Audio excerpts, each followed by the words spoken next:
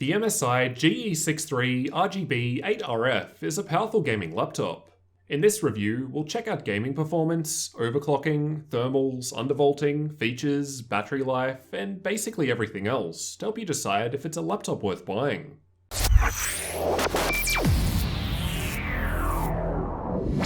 Starting with the specs, my unit has an Intel i7-8750H CPU, so 6 cores, 12 threads, with a 4.1 GHz single-core turbo boost. I've got 16 GB of memory running at DDR4 2400 in dual channel, but the 2 slots can support up to 32 GB at DDR4 2666. For the storage, there's a 256 GB M.2 NVMe SSD in one of the 2 M.2 slots, and a 1TB hard drive in the single 2.5-inch drive bay.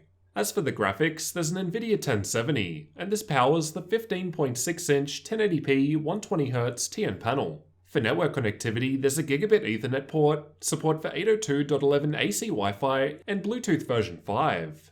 The GE63 has a black brushed metal lid and interior.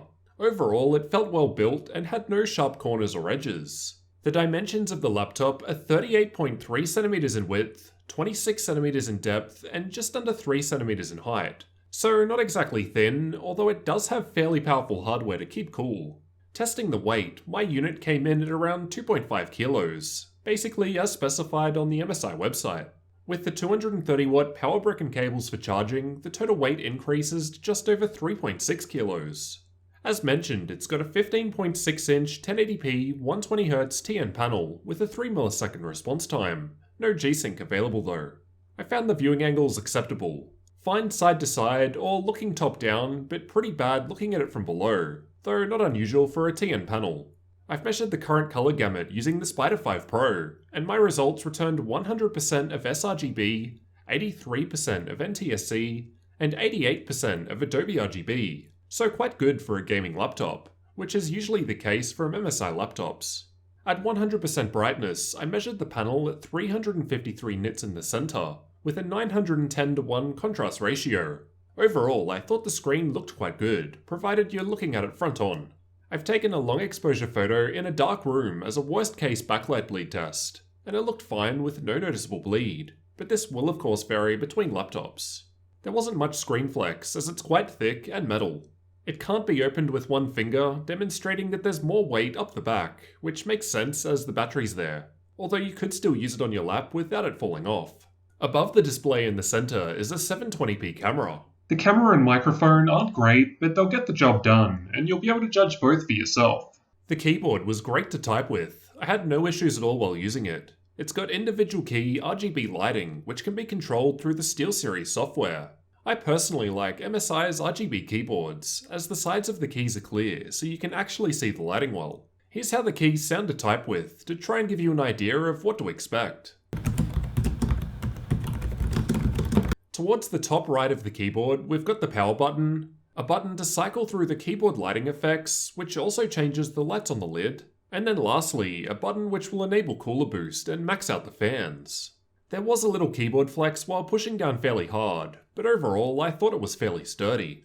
The touchpad uses Synaptics drivers and was smooth to the touch. It has physically separate left and right click buttons, and again it worked well with no problems. On the left, there's a Kensington lock, air exhaust vent, Gigabit Ethernet port, HDMI 2.0 and mini DisplayPort 1.2 output, a USB 3.1 Gen 2 Type A port, a USB 3.1 Gen 2 Type C port, no mention of Thunderbolt though, and 3.5mm headphone and mic jacks. On the right, there's an SD card slot, 2 USB 3.1 Gen 1 Type A ports, another air exhaust vent, and the power input.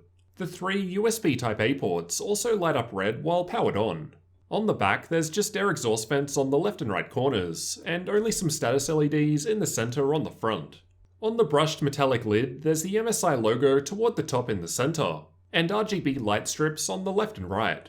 Like the keyboard effects, these can be controlled through the SteelSeries software or disabled. Fingerprints show up quite easily on both the metallic interior and lid, and as a brushed surface, they can be difficult to clean once dirt seeps into the grooves. Underneath, there's some rubber feet, but also bits of plastic that come into contact with the desk, so it still ends up sliding around with little effort. Otherwise, there's also air intake vents all over. The 2 speakers and 2 subwoofers are found under here too, up the front.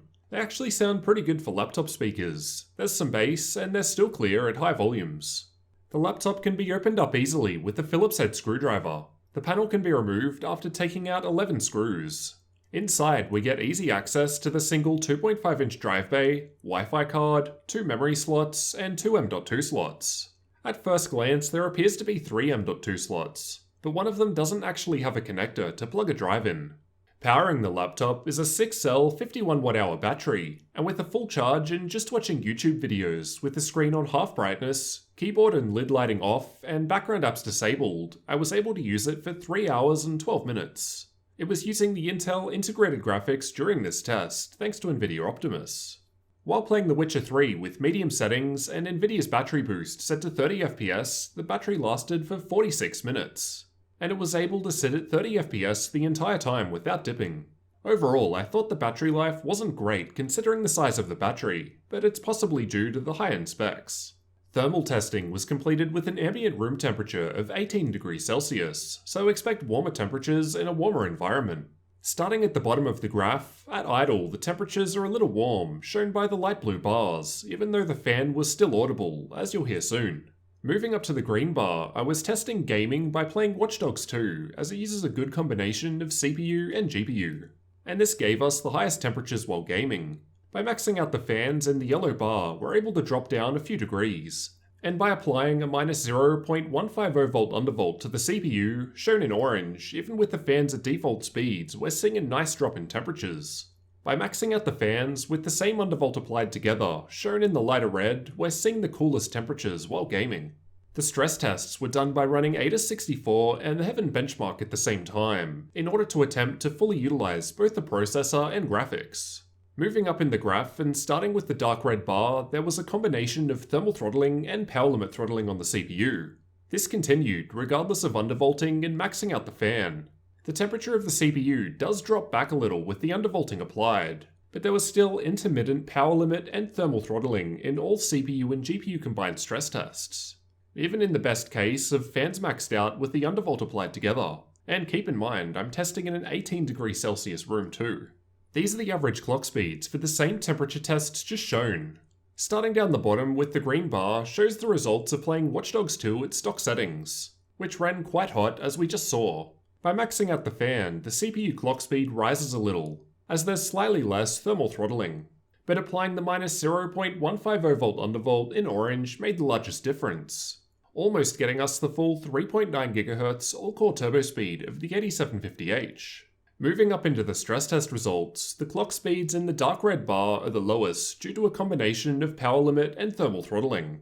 And this didn't really change with the fans maxed out. Again, the minus 0.150 volt undervolt to the CPU made the largest difference, as this helped reduce the power limit throttling taking place, shown in purple and dark blue, almost getting that full 3.9 GHz speed in this worst case scenario. These are the clock speeds I got while just running CPU-only stress tests without any GPU load, and power limit throttling was still taking place at stock, although no thermal throttling unless we also add on the GPU load.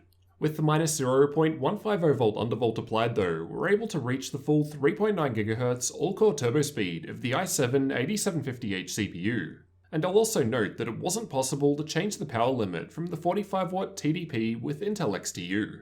To demonstrate how this translates into performance, I've got some Cinebench CPU benchmarks here, with the older 7th gen 7700HQ just there for comparison. We're able to improve the score by over 100 points by applying the CPU undervolt, and no real difference between either in terms of single-core performance, as single-core alone isn't enough to trigger power limit throttling. Here are the GPU-only clock speeds, while under a graphical-only stress test, both at stock and with a 220 MHz GPU core overclock applied. But it's worth noting that your CPU undervolting and GPU overclocking results will vary between chips based on the silicon lottery. As for the external temperatures where you'll actually be putting your hands, at idle the body of the laptop is sitting in the mid-30s. While gaming, this increases to the high 40s towards the center and up the back, and then there's little change with the CPU and GPU stress tests running. As for the fan noise produced by the laptop, I'll let you have a listen to some of these tests.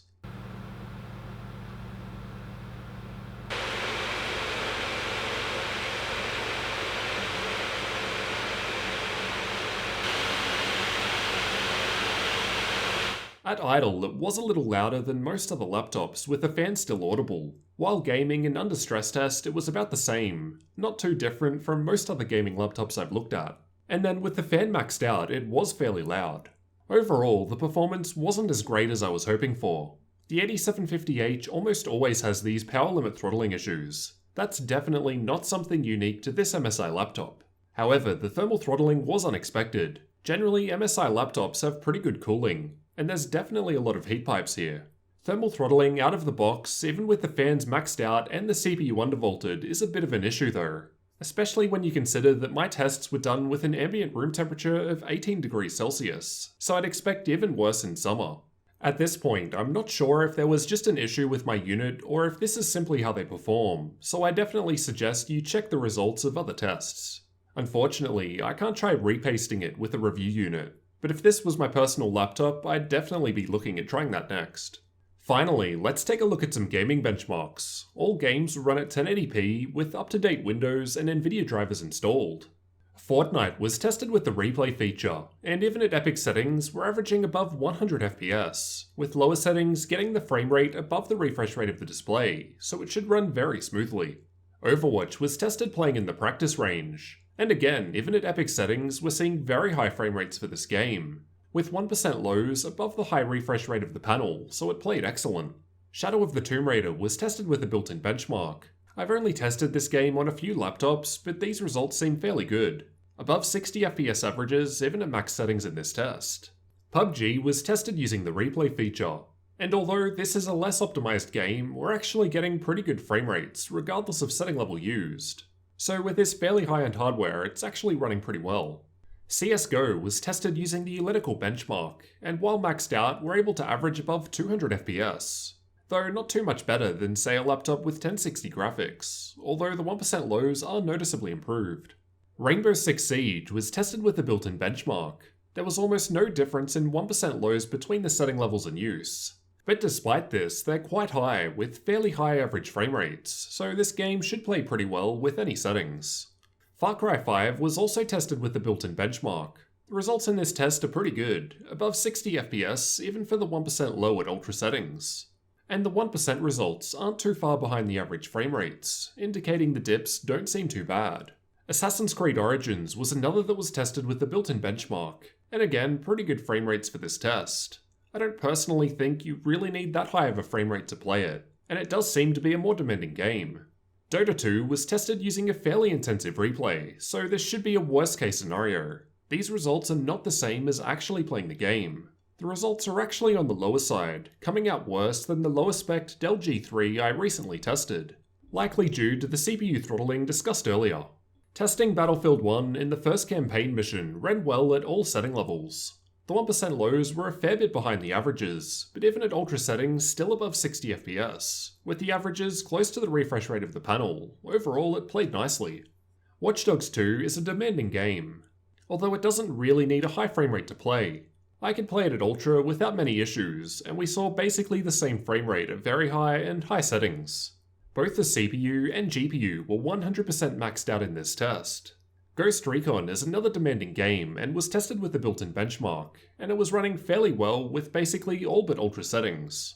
The Witcher 3 was running quite well. Even at ultra settings, the 1% low was above 60 FPS, with high settings averaging around the refresh rate of the display, although I don't think the game necessarily needs a high frame rate to play. I've got a few more games covered in the gaming benchmark video if you're interested. Now for the benchmarking tools. I've tested Heaven, Valley, and Superposition from Unigine, as well as Firestrike, TimeSpy, and VRMark from 3DMark. Just pause the video if you want a detailed look at these results. In all games, we're seeing pretty nice results. In my opinion, while Nvidia 1060 graphics are a great match for 1080p gaming at high settings at around the 60 FPS mark, I think the 1070 is a good option to step things up to the next level, with a 120 or 144Hz refresh rate display. As we've seen in many games, we're actually able to start achieving these higher frame rates. Although it does of course depend on the specific game and setting level in use. As we saw earlier, we've got the option of undervolting the CPU and overclocking the graphics, so let's see how this affects gaming performance. In the games tested, the exact same Windows updates, game updates, and Nvidia drivers were installed. so there shouldn't be any changes other than the CPU undervolting and graphics overclocking. Far Cry 5 was retested using the built-in benchmark. The average frame rates were only just slightly better, no real difference though. In fact, the 1% lows were actually lower with these changes in place. CSGO was retested with the Uletical benchmark, and again, no real difference was observed. The biggest change was at max settings, where there was a 3% improvement to the average frame rate, although 1% lows are up at all settings. There wasn't really much difference in games with the undervolt and GPU overclocks applied. To be honest, it doesn't really seem worth bothering with in terms of increasing performance. I guess it's already fairly tapped out. As for storage, in Crystal DiskMark, the 256GB M.2 NVMe SSD was getting around 2.8GB per second in sequential reads, and 1.2GB per second for the writes, so pretty decent. And remember, you've got two M.2 slots in total, one which supports NVMe, while the other is both NVMe and SATA. The single 2.5-inch drive bay was populated with a 1TB 7200 RPM hard drive, and here's how that performed, about as expected. The SD card slot was tested with a V90 rated card, so the card shouldn't be a bottleneck, and the results aren't great. For updated pricing, you can check the links in the description. At the time of recording, here in Australia, this model goes for around 3,000 Australian dollars, or 2,000 US dollars for my international viewers. So in a similar price range to other laptops with similar specs. Personally, I'd probably go for something else like the Helios 500, as it runs way cooler and has a faster 144Hz screen, although that is larger. Let me know if you'd be interested in a full comparison video between them. So what did you guys think of the MSI GE63 Raider RGB 8RF? Despite the cooling problems mentioned, it's still performing quite well. Power limit throttling with the 8th gen is pretty standard, and the CPUs do run quite hot under load. But thermal throttling while undervolted and with the fans maxed out in my cool room wasn't great. Otherwise, the screen looks nice for a 120Hz TN panel, and it was great to game with. The RGB lighting looks pretty good in my opinion, and gives you quite a lot of customization. But the battery doesn't last as long as I'd like. Let me know what you guys thought down in the comments, and leave a like to let me know if you found the review useful. I'm also going to be comparing this with the older 7th gen model in a future video, so make sure you subscribe for that and for future tech videos like this one.